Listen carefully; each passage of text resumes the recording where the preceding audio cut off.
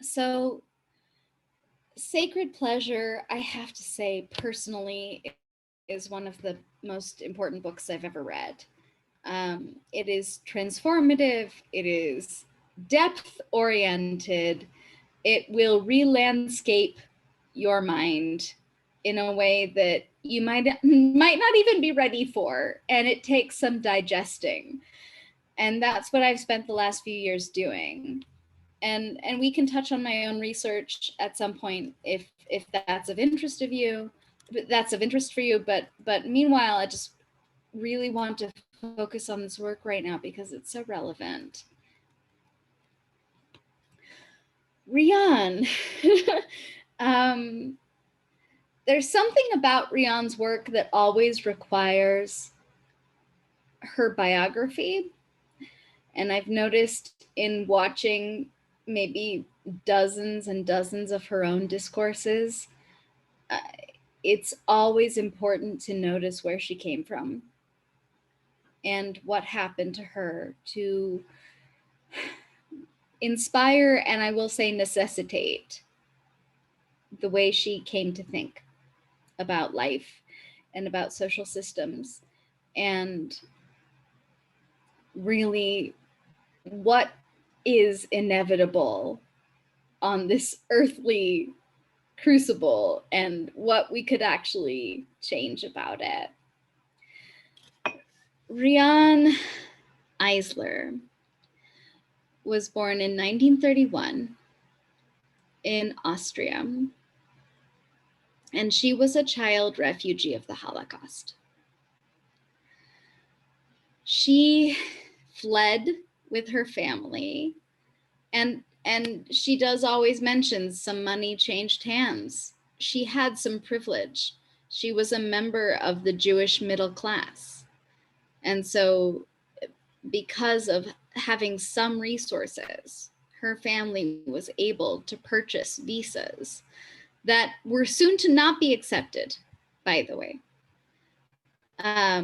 Pretty soon that privilege didn't even matter.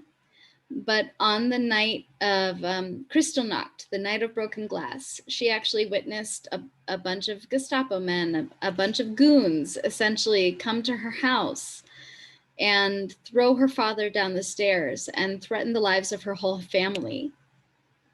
And her mother, and this is one of the moments that she shares always as fundamental to her formation. Her mother recognized one of these boys as someone who had worked for her husband, worked for them as an errand boy, as a nice neighborhood, like someone you might hire as a babysitter. Someone you know, a kid you know. And her mom recognized him and said, "How dare you treat my husband this way? How dare you treat anyone who's been so kind to you in this way? I want him back." And yes, in addition to some of the financial privilege they had, Riane's father was returned and they were able to secure visas. Many, many, many other people were not as fortunate. And I will say, I believe Riane's work carries that legacy in a profound way that humbles me every time I come in contact with it. And that is part of what motivates me. So they escaped to Cuba by miracles, she often says. And she will say miracle like it's something that just happens. But it's not something that just happens. And again, there were many who were less fortunate. And the burden of that and the legacy of that and the honor and the glory and the grace of that are part of what she carries and imbues in her work. And that is why it matters so much right now.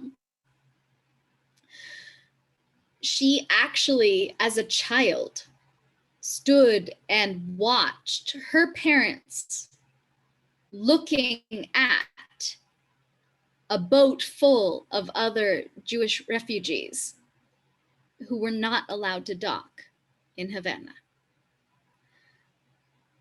She watched them watch them.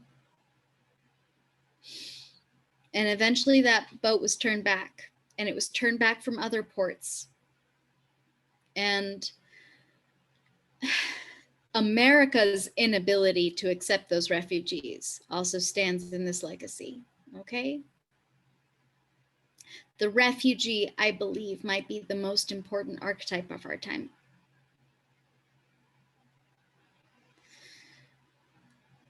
Her parents figured out a way to make a living. Even in the slums of Havana, her father figured out a way. He was an enterprising entrepreneur. And they got to Florida. They got to the promised land of America. And then they realized that wasn't even so great. That even the racial disparities they witnessed in Florida evidence to them that they were not safe, and this was not an okay place to settle. So they moved on. Riane herself in California attempted normal life. She got a law degree. She got a husband. She had children. She did all the things she was supposed to do. But gradually, something started dawning on her that it wasn't working. And that everything she'd been taught about marriage and how to be a woman and how to be a wife and how to be a mother wasn't working. And this was part of the whole awakening, the sexual revolution, women's liberation, everything was happening. And she very humbly describes herself until all of this. She also, I will say, which is really interesting for this particular book, for Sacred Pleasure, she had a fascination, like a deep fascination with ancient images of the goddess that were being unearthed, images of Egyptian and Neolithic concepts. She couldn't get enough of them. She had no idea why. She was in law school. She was a lawyer. But she kept looking at these ancient images, and they fed something in her subconscious. And I honestly do believe this came to fruition later in her career. So myself, a brief introduction. I have less to say about myself. I was born in the 80s. I was born into a new religious movement. I was named by my parents' guru. That is how someone gets the name Ponder. I'm grateful for the name. I'm grateful for the heritage, as problematic as it might be, and it is. I also experienced a lot of dislocation in my early life, early divorce, chaotic hippie parents, and very different ideas of what I was born into, depending on the separate homes that I went back and forth from. So in my mother's home, there was a very different idea of the guru who named me. And in my father's home, there was a very different idea. And so I also share with Riane this sense that what is considered just the way things are is never just the way things are, right? I share with Riane this sense that from a very, very early age, we recognize there are some things that are socially conditioned. And just a little hop to a different continent or even to a different household can completely change what is the expected worldview and what is anticipated to be our role as women or as men, or as people who should feel like women or men, or if they don't, right? So I also started paying intense attention to the differences in the systems I was involved in, but it was slightly more psychological and a little less political and racial, right? But this is how I connect with her work. I also asked, why are we like this? My mother was involved with an abusive person. My father worshipped a guru who I felt was compromised. So in both houses, I experienced a sense that there's something wrong here and people aren't talking about it. So I connect with Riane's work like that. For a brief overview, I wanted to talk about what Riane's work has coalesced into in the most digestible, most fundamental form, which is that she has essentially analyzed human social systems to the extent that we can look at them through a lens of a spectrum, from domination-oriented human relations to partnership-oriented human relations. And if you don't know what that means yet, we're just going to go over that really quickly. And if you do know what that means, please bear with us. All right. Essentially, a domination system is one in which pain and the fear of pain are the essential maintaining factors. Strict hierarchies are enforced and maintained through pain and the fear of pain. There is no value placed on caring, sensitivity, and our essential yearning for each other. Those are considered points of weakness, and they are devalued. Contemporaneously, we can say that they are devalued as feminine. There is a gendered thing that happens between these values. But even if you went into a non-gender space of mind, there are aspects of power that are considered higher, and there are aspects of power that are considered lower. And in a domination system, the ability to inflict pain and suffering, the ability to intimidate, the ability to conquer,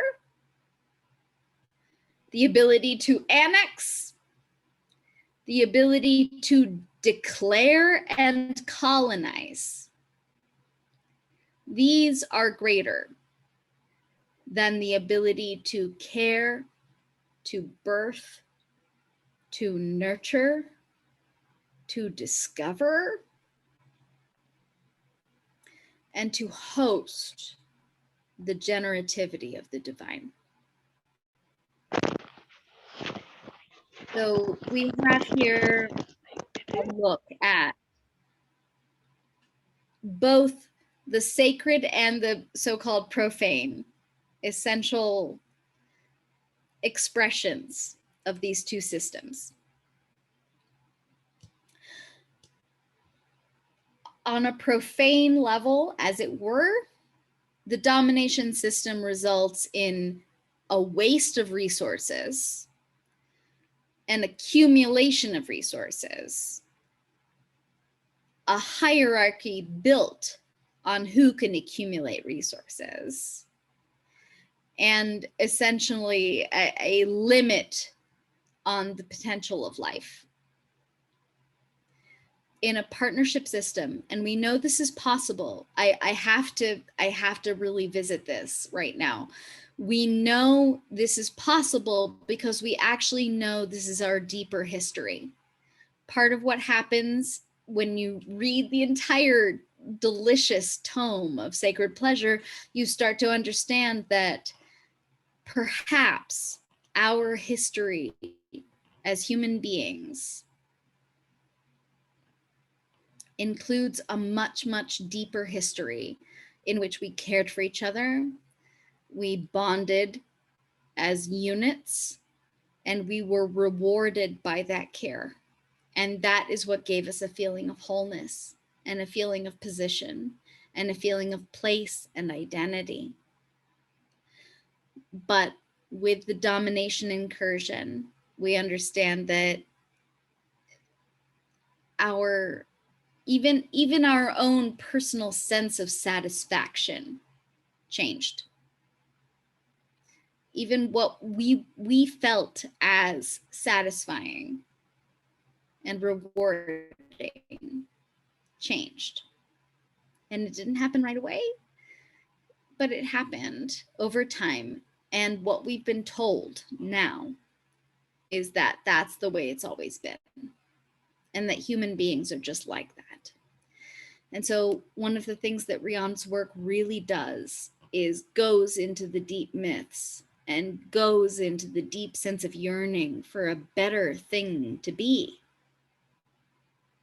and asks, is there something better? Because the Garden of Eden sounds really great. What happened before Eve ate the apple? And who said that Eve eating the apple was bad, right? All of these mythologies about how we have fallen into this place of pain and disrepair and disconnection, that we are a fallen race. All of these mythologies actually have a vested interest in making us believe that we fell based on what we call original sin, or also some people call it simply our biology. Some people call it simply the evolution of our species. None of these stories are really true based on what Riane and other people have looked at in our visible recorded history and the clues that they give us. What it looks like is interpreting our history through the lens of eat or be eaten, dominate or be dominated, serve or be served. That's the lie that started maybe 5,000 or 10,000 years ago, but it doesn't have to be how we live. That being said, it is very much the system we're living in.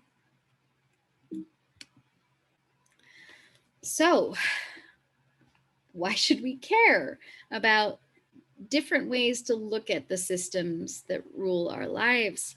Well, we've been fed a lot of nonsense about how we are just naturally a certain way.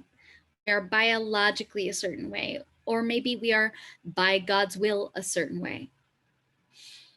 In human neurology, we now know actually there are two different tracks that we can feed. You know, there's that meme that goes around. There's the wolf that eats and is mean, and there's the wolf that cares and is nice. And which one lives? The one you feed, right? That meme goes around all the time. Turns out that there's a strong basis in human neurology that is the case. So pleasure and joy and the basic human social loves of being, right? The music, dancing, excitement, sex, these are all inherently beautifully rewarding. And the domination system, the domination narrative, twists that to tell us that those are evil unless done in the service of maintaining power. Domination systems are maintained through a loop of pain and fear of pain. A lot of people really wonder how this happened. If we really were more oriented neurologically and biologically to a partnership system, how did this happen? I think there's a number of convincing theories. Riane tends to cleave to the Kurgan invasion theory, which I think is very good. The idea that pastoral invaders, people who kept livestock for their food, and meanwhile we have to acknowledge that keeping livestock for our food tends to exhaust our natural ecosystems, right? So increasing the chain of consumption tends to deplete our ecosystems. And the psychology of domination is one in which one rejects Mother Earth as having been a bad mother, as having been a denying mother, as having been a fickle mother.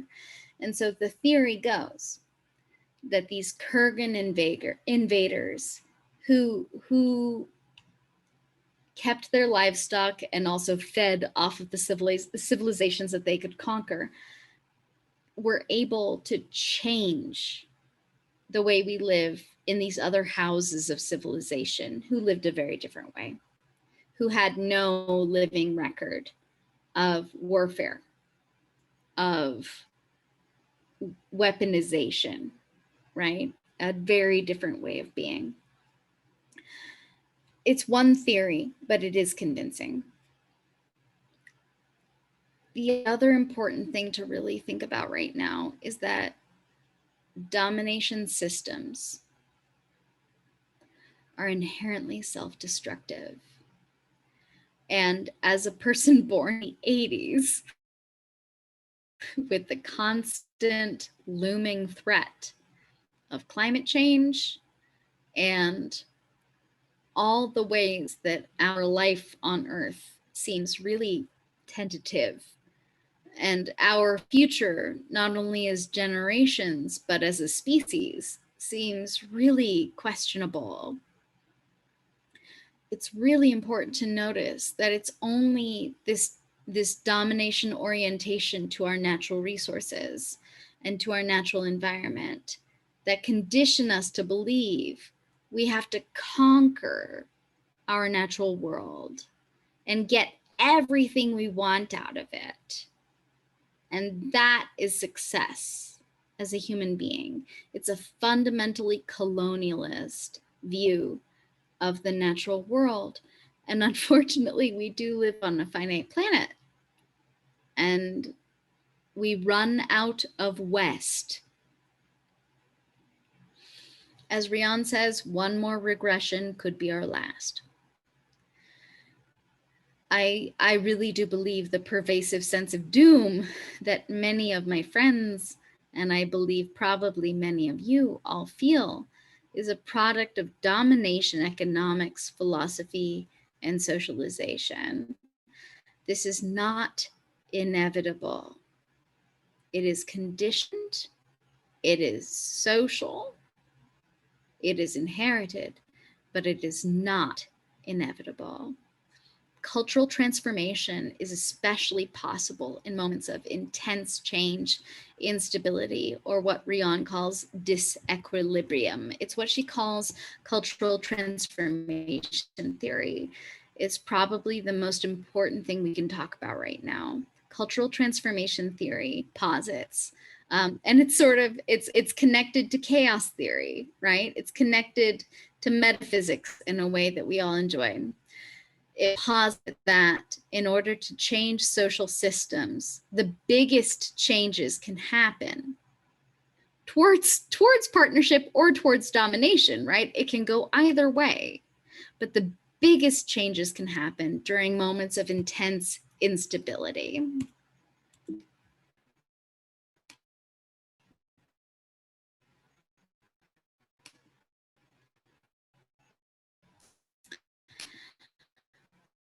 So this is actually where I'd really love to connect with all of you. I'm so glad you're here, beautiful group of people.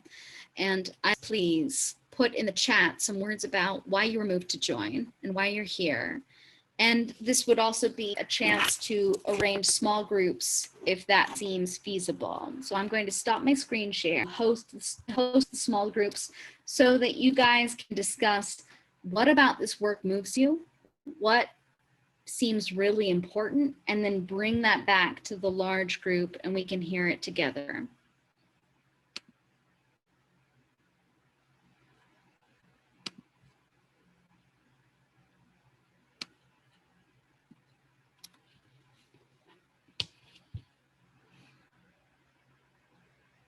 All right, so probably what's going to happen is we're going to separate you out into small groups, okay? And I just want you to discuss what about this seems the most important right now, what moves you right now, and then elect a representative to bring that back to the group, because that will be also really helpful for me going forward.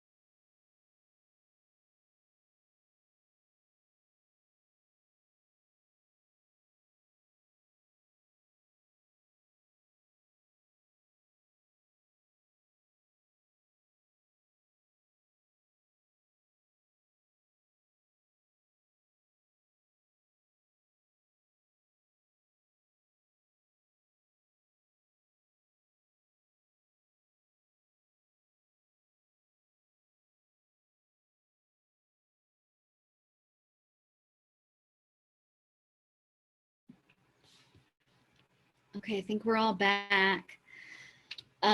Please, if you could, I'd love to hear from representatives of the small groups, and also anyone who feels like contributing in the chat log. That would be really helpful. So please, I'm going to mute myself and open up the forum to hear a little bit about what we've discussed, okay?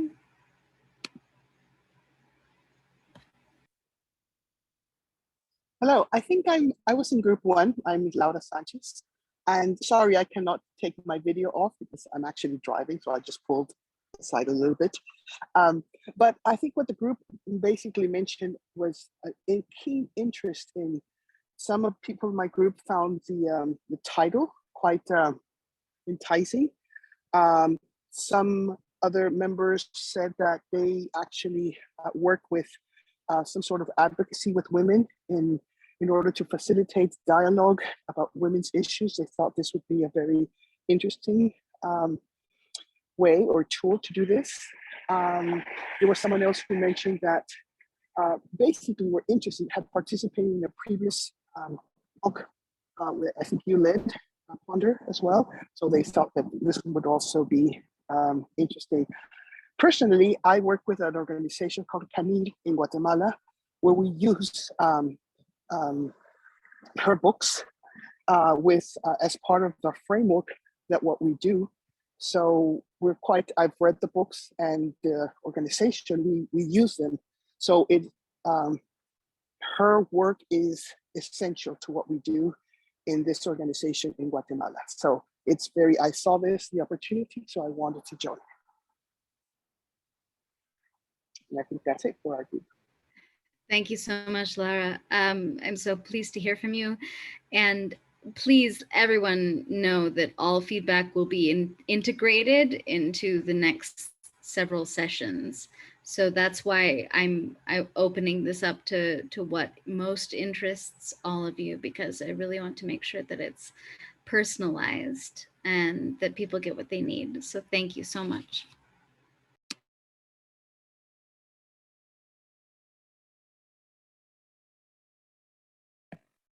Hi, I am the representative for my group. I don't remember what number it was, but we had a mixed group, but mostly it seems like either we found our way here through recommendations, especially being interested in Van's work, and then two people talked about focus on embodiment and the body in general, and its connection to our connection to it, and how that could shape our relationship to the world and each other. And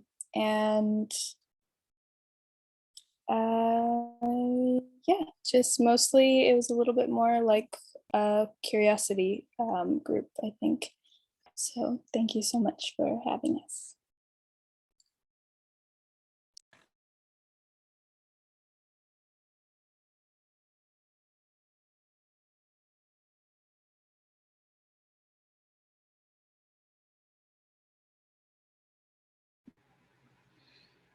One or two more representatives want to give verbal feedback. Also, any feedback in the chat is really welcome.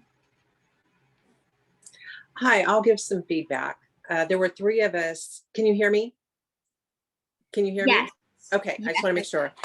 So I was in group 3 with 2 other women, and one of the women, I guess, didn't get a chance to speak, but the 2 of us who were discussing why we're here and our connection to Riane, something she said just really resonates to me. So this is what I'm going to repeat. She said that she feels like Riane is a kindred soul. And I could not agree more.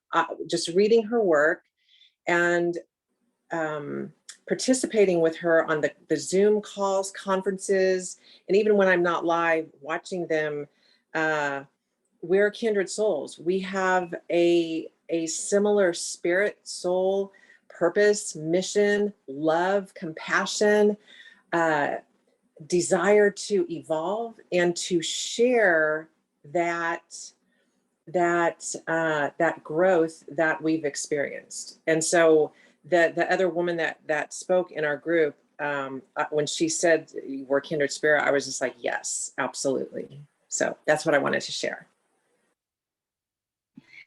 Thank you so much for that. I'm sure a lot of people feel similarly, like reading her words speak to some deep place of otherwise unrecognized truth, and that is definitely, I hope, why all of us are here. So for the next several sessions, my goal is very much that we can, as a group, deepen our understanding and deepen our connection to not only what Riane has put forward, but the spirit that she puts it forward with, if that makes sense. So please, I think there might be one or two more groups. I'd love to hear from you.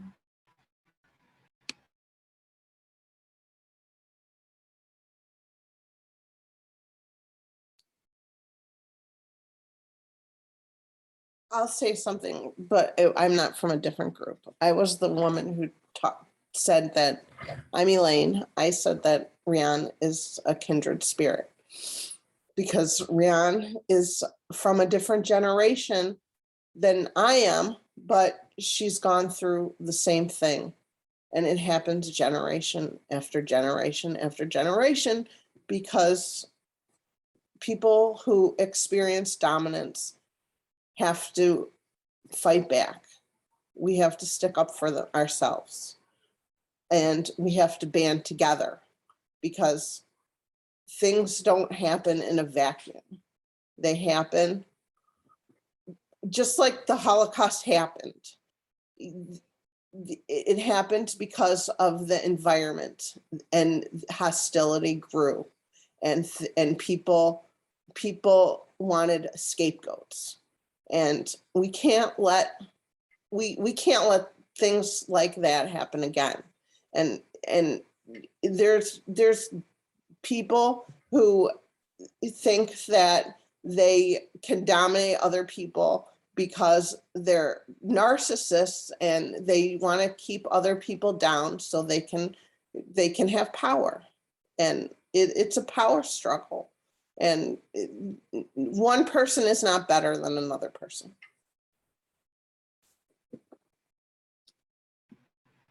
Thank you so much, Elaine. Is there anyone else who wants to share? We're going to move on a little bit, and then I want to respect everyone's time and recognize we are close to when we said we would close. There are portions of the book that I'm going to recommend, and also this conversation is really meant to grow.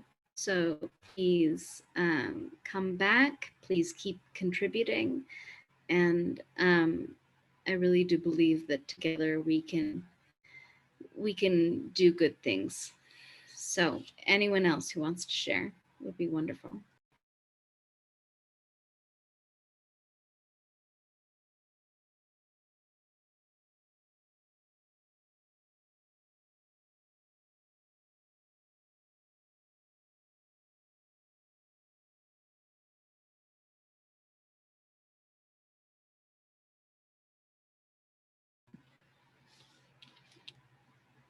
Okay, I'm going to share my screen one more time.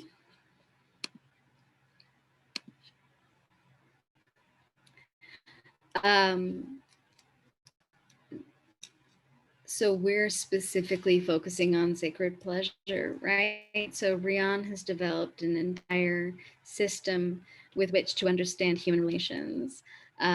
But sacred pleasure, and it is my favorite book of hers, focuses really on our intimate relationships and how the microcosm of how we welcome sexual union with a beloved partner really does affect the macrocosm of our political lives, and also how the political really strives to limit and control how we find that sacred union with a beloved partner.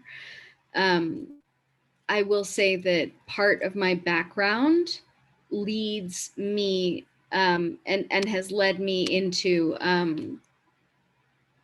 a study of coercive persuasion and cultic groups and how they tend to control sex and sexuality.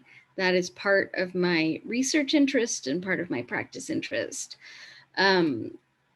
Anyone who's read the most famous sort of utopian or dystopian novels of our time, 1984 and Brave New World, can recognize that in both of those completely different dystopian cultures, sex is highly controlled.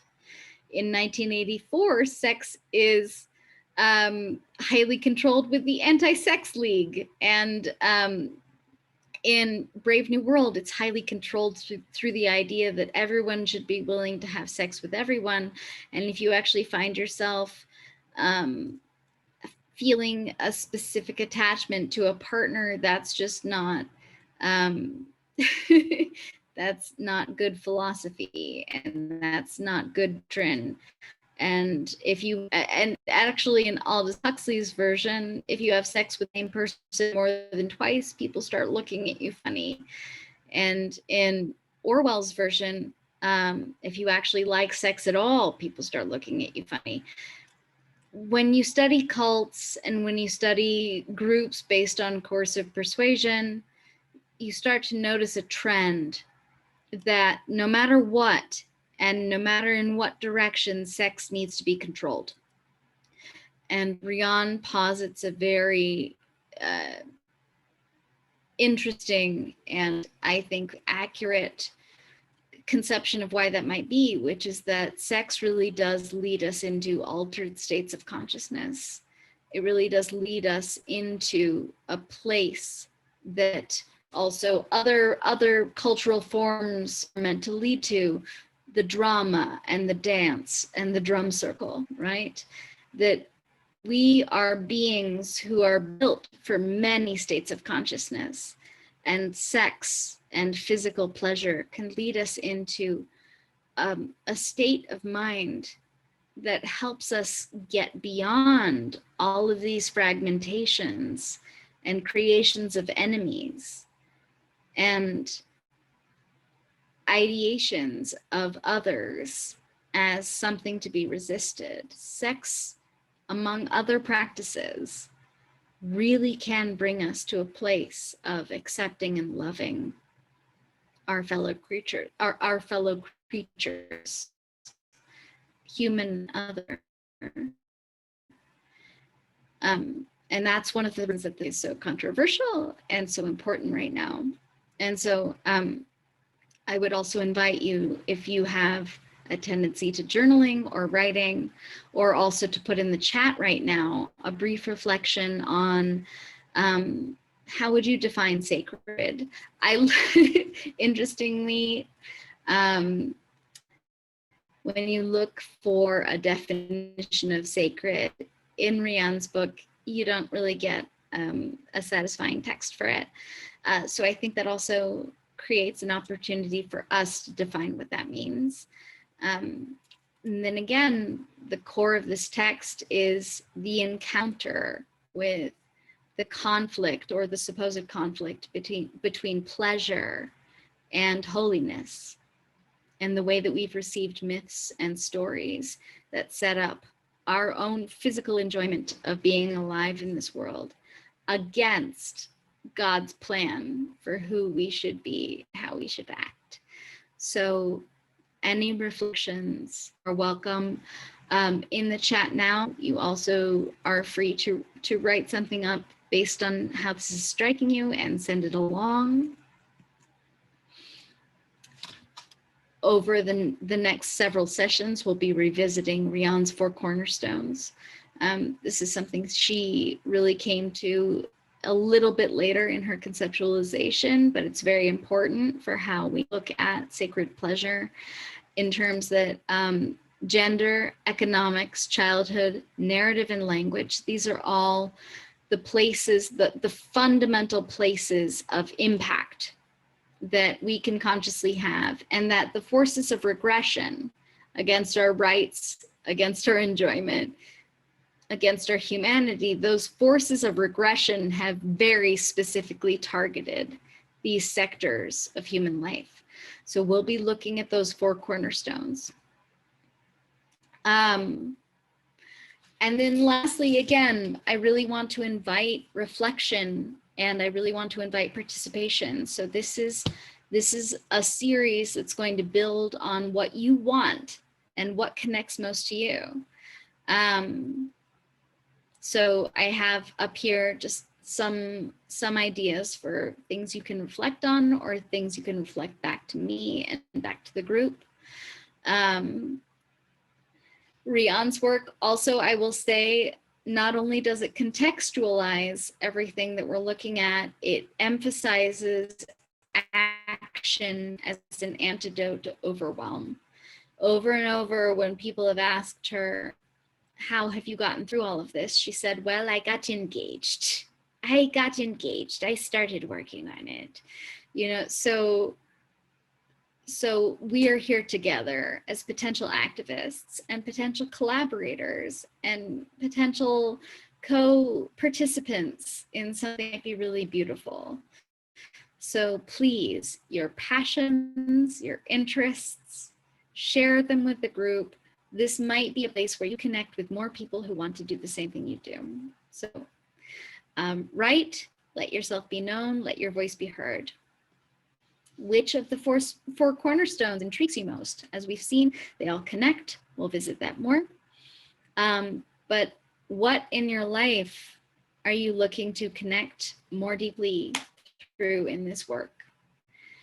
And then also, I will say that as a PhD candidate, my research is focused on women's narratives of sex and sexuality, and their experiences of pleasure and relationship through their lifespan up until their 50s. So I'm looking at that through the domination partnership lens. That is my dissertation research, and that is probably also going to be where I'm focusing a lot. So I'm also going to invite you to really think about how this work and how this model might reflect on your own experience of sexuality and pleasure.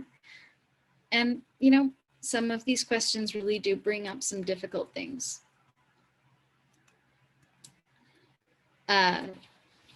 More next time. There will be more of this. Thank you all for your presence. The chat will be saved.